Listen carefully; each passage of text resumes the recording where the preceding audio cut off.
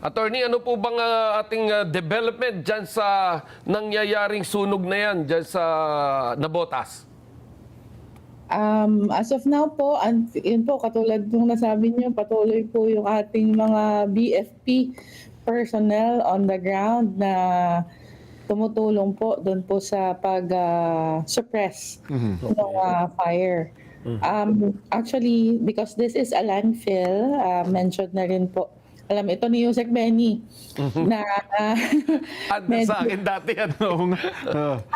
solid waste na mahirap i-suppress kasi nga yung methane build up na possible na nandun.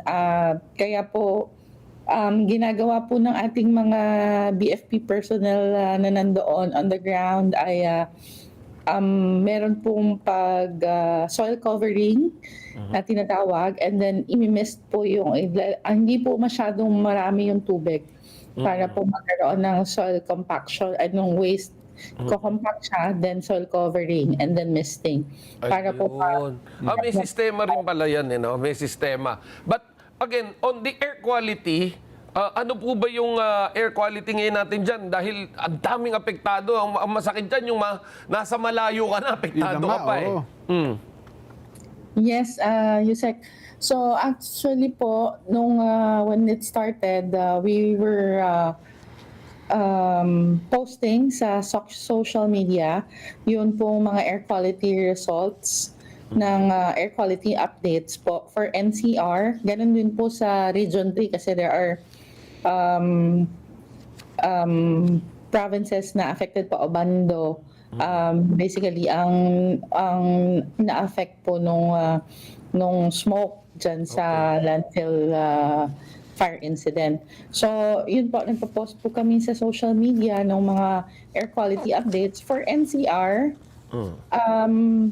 Actually gumanda na po siya ng good and fair for April, I think mga 2.5 days yun eh. April 13, 14, 15 if I'm not mistaken. Or 14, 15. Then by 16, medyo tumaas po uli yung, or naging poor po uli yung air quality. We were checking the wind direction and meron pong tinatawag na thermal inversion o yung natatrap yung pong pollutants hindi po makaakyat ng diretso pataas sa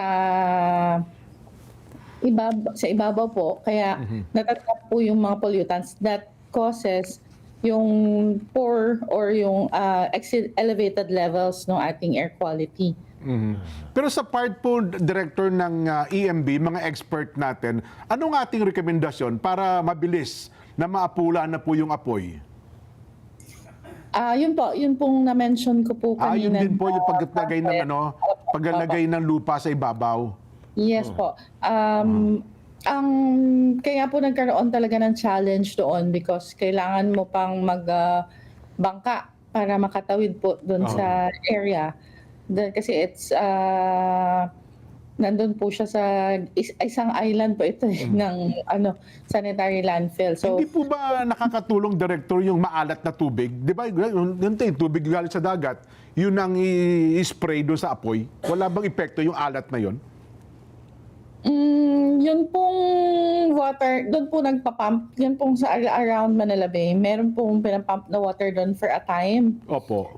So ito pong yun nga lang po, kailangan din kasi siyang hindi po yung ma-flood kasi bababa din po yung tubig, magiging mabigat po sa ilalim. Baka